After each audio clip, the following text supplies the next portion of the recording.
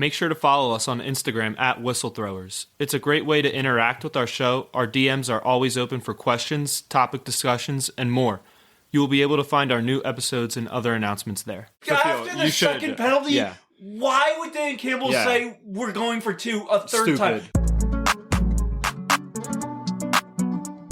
All right, thanks for tuning back into the Whistlethrowers podcast. This is Jack Mubarak, joined by Jack Slaymaker and Aiden Tuczynski. We got a lot of playoff scenarios to discuss today, but firstly, the Browns are in the playoffs for the first time in I don't know how since Baker. 2020, Since I guess. 2020, Since yeah. Baker. Yeah, wow. Congrats to them. They deserve it. I mean, no question about it.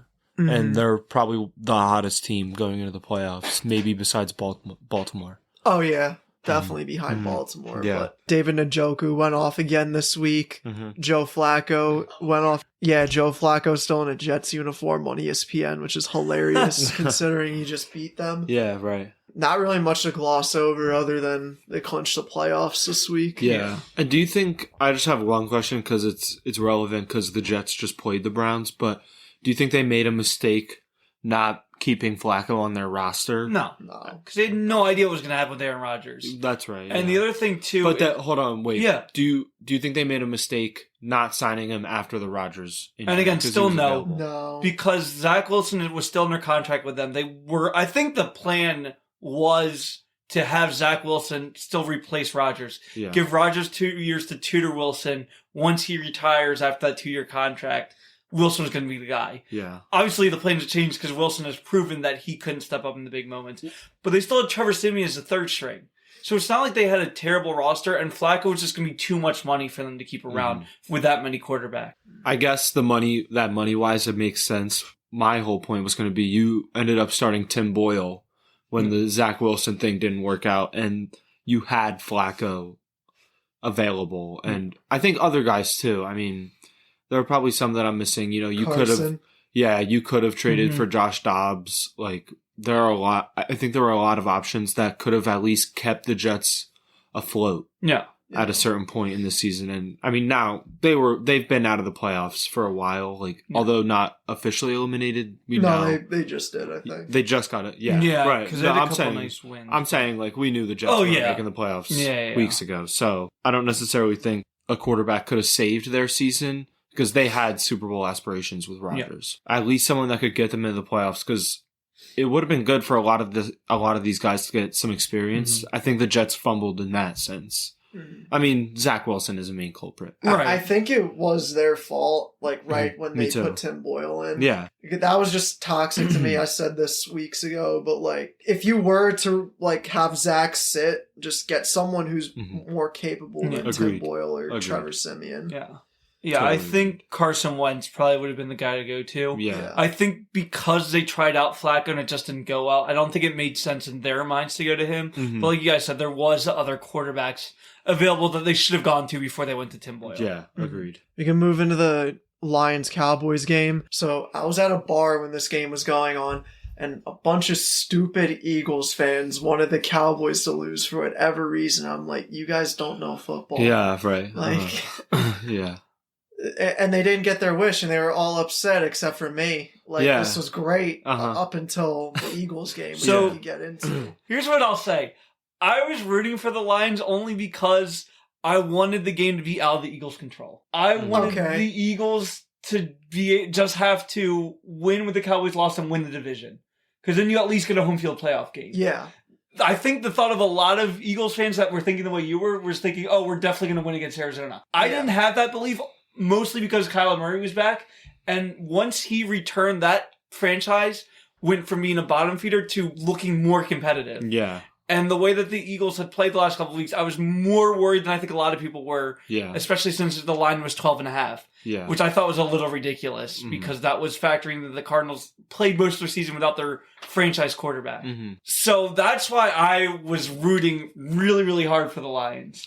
Okay. Yeah. And this game comes back to bite the Eagles in the ass because they lost this game against the Cardinals and the Lions should have won this game against the Cowboys. Yeah. I mean, the refs did rob them of that play where they should have won right there. However, dude, there are way too many plays that happened before the game. And the one play that I look at as to why the Lions lost this game is when the Cowboys are backed up on their own goal line and 55 breaks through the line with a clear shot at the quarterback and completely whiffs, and it leads to a broken coverage touchdown for CeeDee Lamb. That's where you lost that game. That's a 9-point swing where you get a safety there and you get the ball.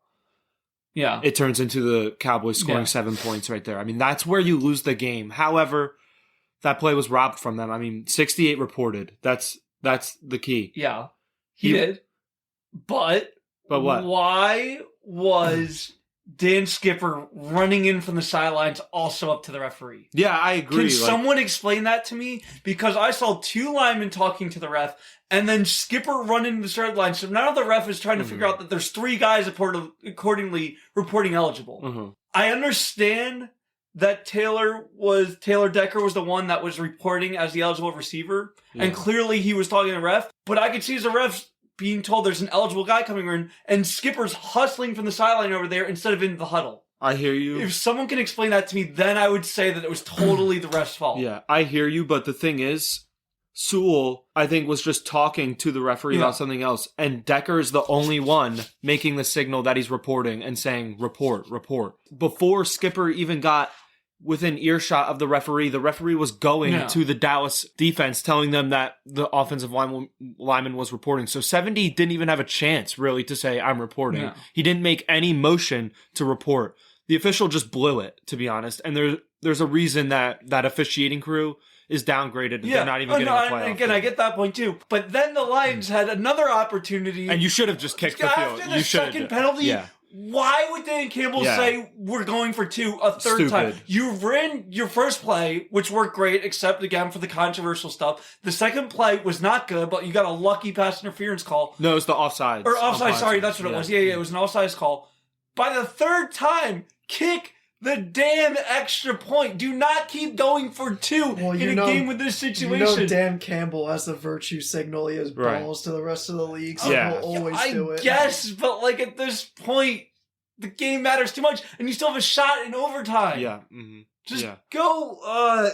That part killed me the most. Yeah. And I feel like that Dan Campbell was lucky the refs made such a bad call because everyone was talking about that rather than his idiotic decision-making on the next 2 2-point. Yeah, no, they deserved to lose that game. Yeah. No, they definitely did. They blew their chances. Yeah. Mm-hmm. We can move into the Eagles now since we talked about it a little bit.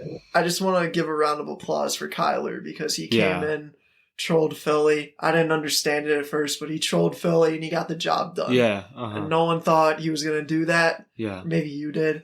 I did too, because I watched the game with Brennan, who we've had on the show, and Brennan was like, I'm not worried, you know. And I'm like, dude, Kyler Murray is back. Like, he's a good quarterback. Yeah. We should have him on. He's a delusional fan. Yeah. He wasn't really as worried, and I said, listen, I think we're going to win. I thought we were going to win the game, obviously. Like, I'm not going to say that, I predicted the Kyler. Yeah, I wasn't thinking a loss either, but I thought it was going to be way more competitive than people thought it was going to be. And then when it hit 21-6 at halftime, I'm like, we're good. And not take your foot off the pedal, which they did. But I said, 21-6, they don't have enough talent, even with Kyler Murray, to come back. And that was proven wrong. I mean, James Conner and Michael Carter, they are 2 really, really, really good running backs. Yep. And they exposed an Eagles run defense that has been leaking for weeks on end now, ever since they were number 1, which I said back then. I'm like, I don't know how that run defense is number 1. I don't know where they are now, but it's definitely not number 1. So, because they've been getting gashed. That's their biggest issue, I think, right now, is they don't run the ball well enough on offense, and they don't stop the run at all on defense. I do have a conspiracy theory surrounding the Eagles and the coaching staff, but I think the one and only reason that Brian Johnson has not been fired yet is because it takes all the attention off of Nick Sirianni, who I do not think is a good coach. Well, I do think he is a good coach. I just think that they have collectively done a lackluster job, and they've looked super, uninspiring and uncreative. Yeah, but think about it. If you fire Brian Johnson, I don't think much is going to change. And then who's all the attention going to go to? No, the thing is, you can't just, with what happened last year, you can't just completely discredit Nick Sirianni and say it was all Shane Steichen. Like, they both had a hand in what they were doing. I think they just ran they faced a ton of defenses that were favorable to them, a lot of man-to-man. They faced the most man-to-man coverage in the league last year. It was above 60%. They faced man coverage. This year, they're facing league worst. It's like 13% man coverage. Teams are just running zone, and they can't really find anything creative because their only answer right now is run up and sit in the soft spot in the zone, and it feels like there's no yak in their offense, and there's no creativity where guys are being hit in stride and we're dialing up plays. That doesn't feel like it's happening. I think it's a coaching staff that just is not getting good game plans week to week, and I think you need to get new brains in there. And I'm not saying fire Sirianni, but I think Johnson has to be demoted because at the end of the day, you are the play caller. I mean, you run 2 quarterback draws and then a bubble screen on a game-winning drive. And he answered for that 2nd and 26 QB draw and said he was trying to catch the defense off guard. And it's like, you've done it enough that it doesn't catch anyone off guard. And anymore. it's not even that for me. It's just, the thing is, you should be able to design plays where it doesn't matter if the defense is expecting you to throw it to A.J. Brown or to throw it to Devontae Smith or to throw it to Dallas Goedert. They just won't be able to cover it. And you're going to leak one of those 3 weapons into the open. And it just feels like, I mean, there is no creativity. Last year, it felt like there was a lot, but I think it was just favorable matchups. And now that teams are throwing different looks at them, they can't adjust and build off of their mistakes pretty much. I don't know how else to put it. It's kind of tough because I'm not there. When you're running the same stuff that isn't working week after week and you're just like banging your head against the wall, that I'm questioning the coaching staff because the talent is there. I mean, Hurts is an elite quarterback. Goddard is an elite tight end. Brown and Smith are elite wide receivers. I mean, Swift has rushed for 1,000 yards this year. Like, there's just no excuse to have an offense that is lacking creativity. Not that it would solve other problems, but it would make them more competitive. Like, their defense is just not good enough to win. I mean, right now, I think they're going to lose in the wild card. I think I might take Tampa Bay in a rematch. Yeah, I don't really have anything else to add on to that. Both Goddard and Sidney Brown had interviews today as the coach Sirianni. All of them gave answers you expect to give. Sidney Brown, who had the one play pretty much the entire game that everyone remembers, that awesome pick six, said that they were out physicalized, which I think everyone watching the game thought the same thing. And there was just too many holes, which I think the Cardinals realized when they were just fighting with James Conner. Yeah. Goddard, when asked about the 3 plays, he thought that they were good when they were sent in. Obviously, that's just one person's opinion. But to me, that just shows that the team, they know what the problems are. They're on the same page, but they just can't fully put everything together. Mm-hmm. And that's been something that's been said a lot. And there is, to me, there's things that is looking better. I think the offense, even though they might be lacking creativity, as you said, they're still putting up 30 points in the last couple of games. Yeah. So they're still scoring a lot. I think part of the issue on the defense is they just have a lot of really young guys. Mm-hmm. And I think that those young guys, I think Sidney Brown's going to be a stud. Mm-hmm. I think that they have a lot of other really young guys, too, that are really good players. Jalen Carter has the second most sacks on the team, even though he's been sort of quiet the last couple of weeks. I think that when you give this team a little bit more time to develop, it's going to go really well. I think the issue is there were so much expectations for this team that no one wanted this to be a developing year. And I think it's sort of turned into that. Mm-hmm. Which I think there's a lot of, like I said, there's a lot of really good things about this team, but it's just not up to the level where the fans were hoping it was going to be this year. I think that's the part that disappoints the most people. Another thing that kind of bothers me is the whole Jalen Hurts reading Instagram captions in his press conferences. I'm sick of the bullshit answers in the interview. Yeah, it's like 17 straight weeks of it. Also, you talked about the defense. Like, Howie Roseman just spams drafts like defensive tackles and linemen. Mm. And we have never, outside of like 2 years that I've been watching, had a good like set of linebackers, and we still don't. Yeah. Like, you let TJ Edwards walk. Yeah. And Alex Singleton. Like, you don't like address any issues on the defense except for the rush defense. And when they can't defend the rush, like, what the hell are you doing? Yeah, right. And I totally agree with you with the linebackers. I don't necessarily think it's a lack of drafting them because he has drafted them. I mean, you mentioned Edwards. They just Edwards. Don't pan out. Yeah, you mentioned Edwards and Taylor and Nakobe Dean, and there's more. They don't do anything. He's just not hitting on those picks like he is on other picks. Like, I mean, he's great at drafting on the line. He gets Yeah. studs everywhere. Yeah. I mean, you think about it. Graham, Cox, Lane Johnson, Jason Kelsey, 3 Hall of Famers right there, and then a team Hall of Famer. Yeah. I mean, Plus all by Sweat. him. Yes. I mean, yeah, Sweat. The I last wouldn't year, put at him least. Yeah, he's- right. He's having a down year, but Yeah. I still love Sweat, yeah. I agree with you with the linebackers, and I'm not necessarily mad at letting TJ Edwards and Kaiser White walk, but the fact that you thought what you brought in was going to be sufficient enough to replace that makes me question your eye for linebackers, because it clearly wasn't before the year started. Mhm.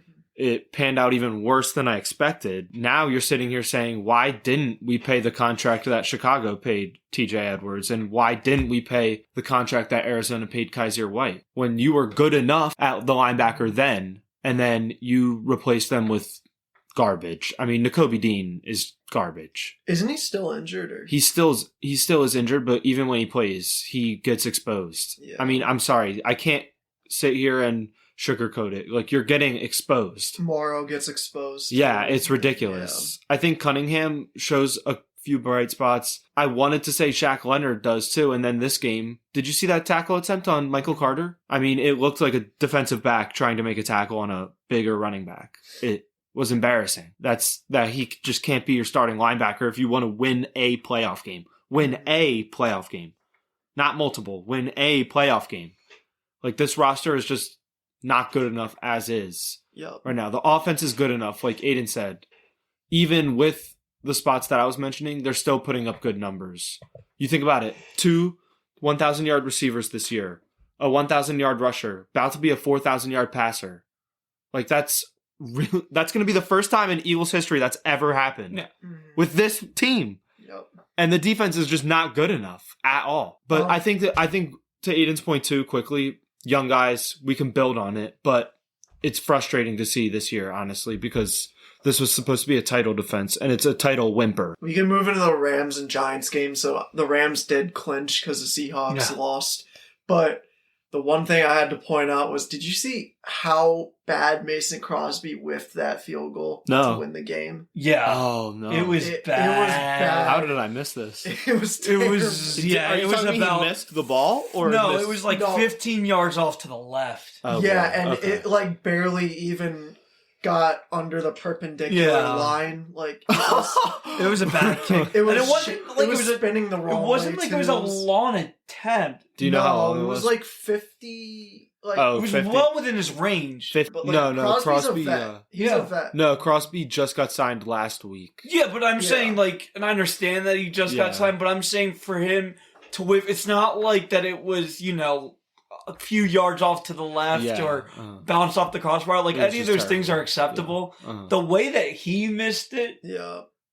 It- It barely yeah. got over. yeah, Mhm. it was bad. It was not good. I don't know why there have been so many kicking problems in New York. They've lost a couple games because they're kicking. Well, apparently you just need to sign a guy from the USFL and you'll be set. I know. So- Yeah.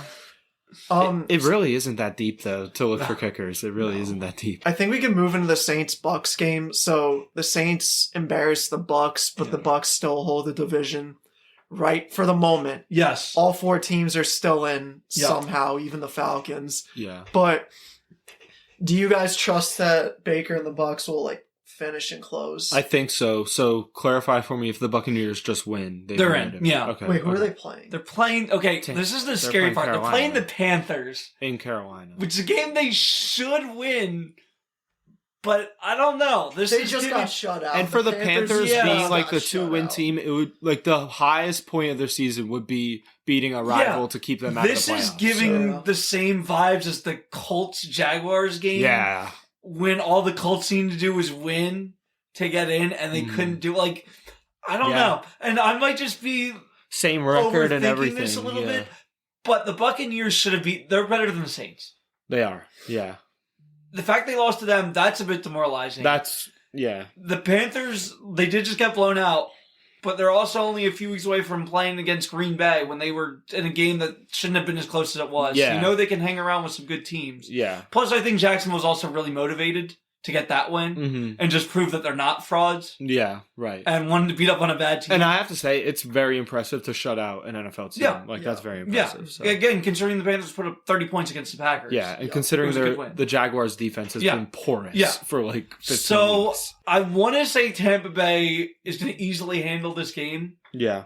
If Baker has one of those games that he usually has, but if Baker struggles and the rest of the offense doesn't get going and the defense lets Bryce Young stick around a little bit, Yep. I think it's going to be a little bit scary for them. Mm-hmm. Definitely. I'm sitting here, if I'm putting myself in the Tampa Bay Buccaneers fans' shoes, if they do end up losing this Carolina game and missing out, you look back at the Saints game and you just say that's the game where you had the season in hand. I think because it feels like the same way as the Eagles, because even if we win this week against the Giants and the Cowboys win, we don't win the division, and it's like that we lost the division losing the Arizona and again, what's Cardinals. scary for Tampa Bay is that if they lose, it doesn't really, you're rooting for a tie at that point between the Saints and Falcons, which is Not gonna happen. so unlikely. Yeah, that's why most of the stuff I put down, there is situations if it goes into tie. I didn't even look at them, because the chances of that happening are so small that no analyst is going to be talking about ties. Mm-hmm. So if you want to learn that on your own, go ahead. Yeah, because right. the chances of it happening are so small, it's not even worth talking about. Yeah, agreed. So, I kind of want to rehash the MVP conversation from last week, because this is the second week in a row that Lamar just shut out a Super Bowl contender. Yeah. The Dolphins only put up 19. Tyreek Hill had a quiet night, which says a lot from that defense. Because you know he was fired up to get that record, and it doesn't really look like he's going to get it this year anymore. Nope. But, are the Ravens the best team in the NFL? Yes. I mean, they are definitely the best overall team in the NFL right now. I think San Fran definitely puts up a great matchup with them still, even though that matchup happened on Christmas Day. I don't think that would be the outcome of a Super Bowl matchup with those teams. I think they're neck and neck. But I think Baltimore's just showed more this year, especially this thwomping of Miami, which I thought Miami would have a shot in this game. Maybe it would come down to the wire, but they looked feeble. And that's not Miami either. But Baltimore is just outclassing people that are on the same level as them. The thing is, I respected Aiden's take about Lamar Jackson's MVP a lot more after hearing a lot of the stuff leading up to Sunday this week. Like that one national analyst female who was saying Lamar Jackson wasn't quarterbacky enough. RACIST. Yeah, Yep. like I don't even know what you mean by that. No. You know, even if you're saying like the race, like I don't There's even no other way. No, like, it's could a racist. black guy It is- not be a quarterback? Like I don't understand that It's at all. racist. Like it was it's totally straight up bogus. racist. And this is why, first of all, I'm wearing my Lamar jersey. Yeah. I support the dude. I've been supporting him since he was in Louisville. I've been supporting him as a quarterback since everyone called him a running back. I knew this dude was going to be special. Mm-hmm. He's having his best year since his MVP year. He's finally staying healthy. I love the Ravens. If the Eagles lose out, the Ravens are going to be my team through the playoffs. I'm calling it now. Me too. Which is why it pains me to say Lamar should not be the MVP. Wow. Still. Wow.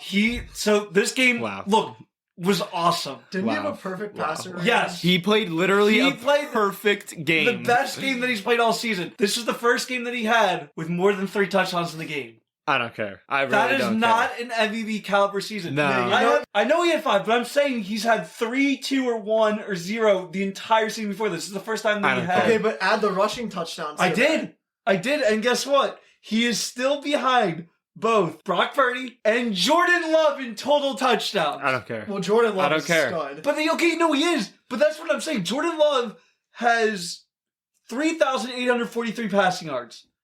Lamar has 3,678 passing yards. I don't care. Add the rushing yards. I don't care. I did. Total yards. Lamar is first in total yards with 4,499. Brock Purdy, who cannot run the football as we talked about, 4,424 total yards. I don't care. I don't care. Okay, look at the receiver rooms. No, Zay Flowers, Odell Beckham. Odell Here's my Beckham has point. not been contributing at the level he did when he went to the Okay, Super wait. Bowl. He had Mark Andrews for half the season. Okay, not That's- the other half. Yeah, because Zay Flowers turned into a really good receiver. Here's my point. I'm going to make this point. All these guys putting up stats, that's good and all. Like, I think stats are important. The thing that separates Lamar Jackson is he has never shrunk in the moment this year. Never. Not once. All the other guys in the race, they've had games, big matchups, big situations. They shrunk. Yeah. Lamar Jackson is the only one who has not shrunk. That is the MVP. Yes, so here's the thing. Is the MVP. That's why I shouldn't go to a quarterback this year. All I was saying is matching him up with other quarterbacks to show he's on the same level as guys that we've ruled out the race. Why is Christian McCaffrey not going to be MVP? Can someone give me an answer? Okay, you know what? Because he came up small. He came up small. He did. Yeah. Just him. Even though No, I'm not saying just him, but if he had 95 yards and a touchdown against the defense that we all have said is the best defense in the entire NFL.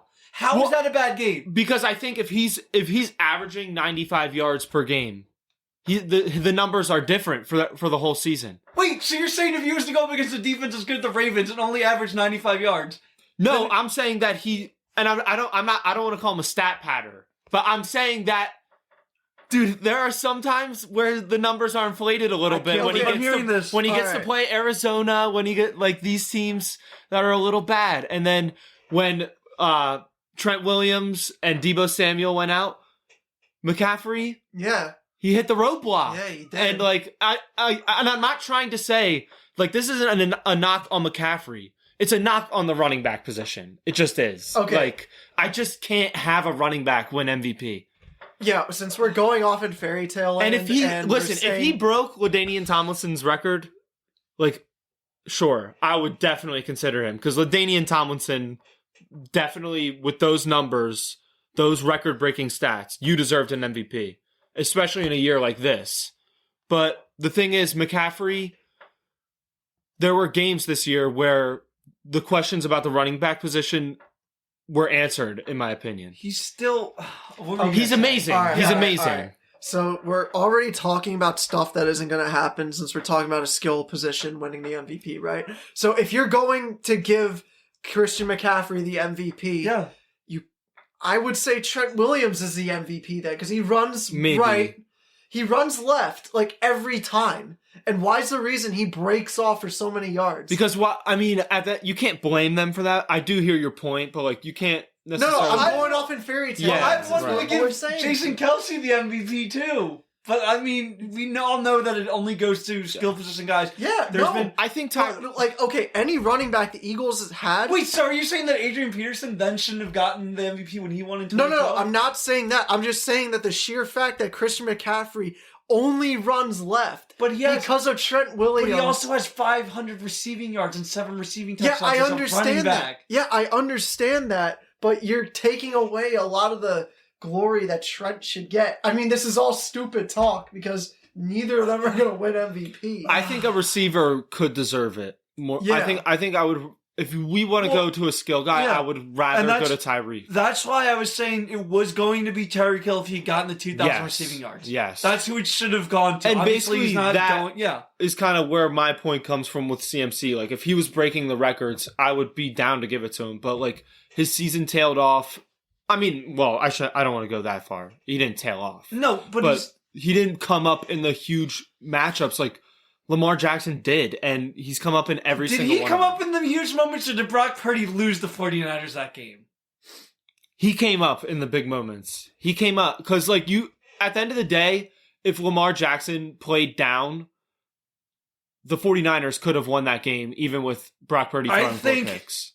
If Lamar played down to Brock Purdy's level in that game, the Ravens still win because they have a better defense. I would agree. But I don't think that takes away from Lamar because the thing is, he didn't let it get to that. And he came up in the matchup. Yeah, and again, I'm not trying to knock Lamar. I'm just saying when I think about MVP caliber seasons for a quarterback, this season for Lamar doesn't match the levels that I think of. It's giving quarterbacky energy. No, it's not that. Again, when Lamar had the 36 touchdowns, that's what I think of. If Lamar had 35 total touchdowns, then I'm saying that's fine. But he has under 30 touchdowns right now. Total. What's he at? Okay. 29. So he'll probably get 30. He's getting 35, maybe. There's 2 There's games. One game There's left. one game left. He'll get 33. He'll get 33. If he even plays, There's no reason for him to even play at this They point. still I'm need the cutting one, this right? part out. Don't they need the one? No, they haven't locked up. They haven't locked up the one. Now that they beat up Miami, who's going to pass them? Oh, right, yeah. They're yeah, 13-3. The Dolphins and Bills are 11-5. The Bills are 10-6. Yeah. Chiefs are 10-6. Yeah, There's no reason for Lamar to play. All right, so he's yeah, going to yeah. finish with these stats. Yeah, that's right, actually. Yeah. So it's just look, and again, I'm not trying to knock Lamar. It's awesome that he's healthy. He is one of the best quarterbacks in the NFL when he can stay healthy. I'm just saying this specific season is not an MVP caliber season compared to the other seasons that we've seen that are MVP seasons. That's all I'm saying. I think that's kind of fair, but I still think he deserves it and is going to win it. But the conversation gets tricky when you're trying to not knock the other guy because everyone's having a great year. Yeah, I think whoever wins this year, everyone's just gonna tear them down and say this guy should have got it. Yeah. There hasn't been an elite player over everyone else, and that's where it gets tricky. Yeah, everyone we talked about this year is having very, very good seasons, but not record-breaking seasons. Not Aaron Rodgers throwing 40 touchdowns and 4 interceptions. Yeah, because no one could be Aaron Rodgers. Well, except Tom Brady when he threw 50 touchdowns and Peyton Manning threw 55. No. We're not ready for that conversation, are we? That's where I'm at with the MVP race. That's all. And again, repping Lamar, rooting for the Ravens if the Eagles get knocked out, but I just don't see it. Well, we definitely agree rooting for the Ravens when the Eagles get knocked out. Mm-hmm. I'm saying if. I'm on the record. When. Okay, I'm saying when. They're done. I'm saying when. I hear you, but I'll say when. I think we could finish off with the Bengals getting eliminated from playoff contention. It was a good Linsanity run from Jake Browning since Joe Burrow went out for the year. But is it just me or is Travis Kelce and Patrick Mahomes just been very underwhelming this year? They have. And it's kind of weird to see the two juggernauts from last year in the Super Bowl have really, really struggled. And it's kind of hard to imagine a team struggling worse than the Eagles right now. But you could argue that the Chiefs are having even more trouble. I'm still giving it to the Eagles. Well, the thing is, I think if you look at if you look at December, it's obvious the Eagles. But if you look at the season as a whole, who has struggled more, it's pretty obvious that the Chiefs have I'm pretty sure they set the record for most drops in a season. And that performance on Sunday doesn't really move much needles for me. I think they beat a good team, which is obviously a plus anytime you do it. But I feel like they had way more opportunities to kind of put that out of hand. And that's what I'm realizing with the Eagles at the moment is those games are kind of glaring when you have opportunities to blow out a team and then you squander them and make it closer than it needs to be. That should be eye opening for you, I feel like. And that's where I'm at with the Chiefs right now. They'll host a playoff game because they're going to win they did win their division. Yeah, everyone else is eliminated. Yeah. So they won their division. So they'll host a playoff game, but I don't trust them anywhere right now. Even at home. Yeah. Do we know what seed they're going to be? Are they the 4? They're definitely the third because they own the tiebreaker over the Jags. I'm pretty sure. There's no other AFC. Oh, I don't know if they own it. I think they own it over the Colts and Texans as well, right? Yes. They beat both those teams. Yeah. So, they're pretty much locked up as the third seed. Okay. At this point, they're playing the Bills, but I guess it could either be Dolphins or no, it would be either the Bills or the Browns, it looks like. The Browns could drop? They're going to lose. The Browns could drop to... Yeah, the Browns could drop to 6 because the Dolphins... Wait, let me look this up again. Yeah, the Dolphins have the tiebreaker over the Browns, so the Dolphins would fall to 5th. Wow. If they lose to the Bills, and the Browns would fall to 6th. Okay. That's just the reporting that I saw because there wasn't a whole lot to talk about, but that is one scenario that I saw. Mm-hmm. Either way, if you have to play the Bills or Browns, and you're the Chiefs, that's not. I don't think those are two. I honestly would pick them to lose both of those. Yeah. I would rather them play the Browns because I want to see them get knocked out first round too. If we are going to get knocked out first round, I want to see them get knocked out first round. The Chiefs. Yeah. Mm-hmm. So I hope they get the Browns. I think they'd lose. That. I think either Bills or Browns. But I agree with you there. Yeah. The Bills turnaround is something that needs to be talked about more. Yeah. They went from being 6-6 after the Eagles lost in overtime. And again, it wasn't like they were playing terrible games. They were just not winning the close ones, to waking up and just blowing teams out. Yep. And now they're right back where a lot of people thought they were going to be at the beginning of this year. Yep. Agreed. Do you guys have anything else? Oh, there was. The Pistons one. That's what I wanted to talk about. Yeah. The day that we posted that episode with us talking about them, they broke their 28-game losing streak. That seems to happen a lot. Yeah. Yeah. I mean, they got really lucky because Toronto was going through that trade. So they didn't get a couple of the pieces in that really would have helped. And they lost the guys that were really good.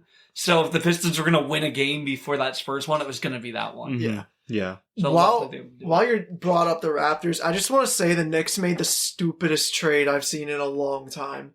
I agree with you. Considering OG could walk this summer. Yeah. Like, I get when Philly did it with Jimmy Butler, like, you were taking a big gamble, but if Jimmy stayed, that would have been awesome. Yeah. But Also, it's Jimmy Butler. Yeah, exactly. Like, OG's not the guy you would risk that for, especially giving up. Honestly, I think they could have just given up either Quickly or RJ and got him either way. And, like, make the pit. Like, I don't really condemn them for trying to add OG Anunoby, but I would like to add OG Anunoby to the roster with Barrett and Quickly. Like, I like Barrett and Quickly. I think they're good pieces. And if you're the Knicks, like, why do you feel so desperate? Because they did this with Carmelo Anthony too, when they traded for him from Denver. It was like, you could have waited for him. Like, I think they gave up too much for a guy that you had a great pitch for in free agency. You know what I think? You're the freaking New York Knicks. Well, I think they're scared because of the whole debacle with KD and Kyrie. That's true. Yes, they were able to bring in Jalen Brunson, but a lot can change. Exactly, They only brought in Jalen Brunson because of nepotism, but that's a different conversation. I mean, there is something to be said for that, but I'm just saying that's the one piece you're able to bring in.